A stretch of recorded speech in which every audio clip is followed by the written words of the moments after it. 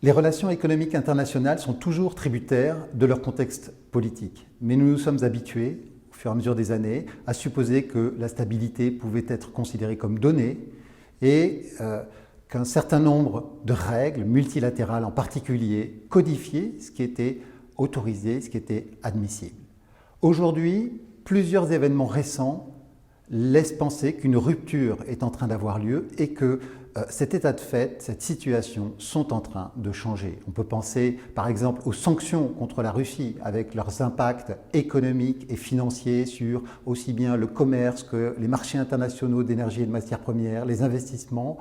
Ces impacts sont très importants. On peut penser également aux politiques industrielles dont la dimension sécuritaire et politique est de plus en plus manifeste, que l'on pense par exemple aux États-Unis à l'Inflation Reduction Act ou au CHIPS Act. On peut penser enfin aux mesures de restriction, aussi bien sur les exportations que sur les flux d'investissement. Et là, on peut nommer aussi bien les États-Unis que l'Europe, et d'ailleurs peut-être bien prochainement, y compris sur les flux sortants. En quelques années, finalement, on constate que la dimension politique et sécuritaire et leurs préoccupations impactent de plus en plus fortement les relations économiques internationales.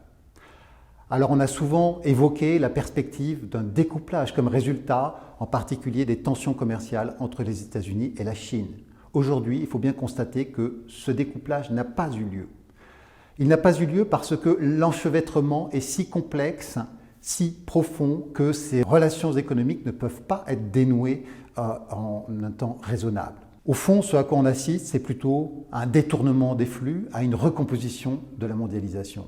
Et puis également à des méthodes nouvelles de gestion des relations économiques internationales qui parfois empruntent autant au registre de la confrontation qu'au registre de l'échange économique mutuellement bénéfique. C'est ce monde qu'il faut comprendre, dans un contexte dont les enjeux sont largement redéfinis, qui plus est, par l'urgence de la lutte contre le changement climatique, qui appelle un renouvellement des actions de l'État, très profond, par également la révolution numérique en cours qui, pour beaucoup d'activités, est très déstabilisante et qui, dans beaucoup de cas, donne lieu à une concentration de l'information et du pouvoir.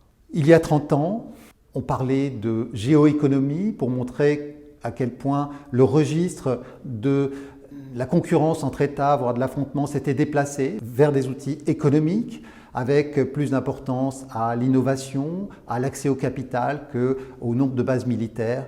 Aujourd'hui, nous sommes de plus en plus dans une situation que l'on peut caractériser par une arsenalisation, c'est-à-dire une instrumentalisation à des fins politiques des interdépendances économiques.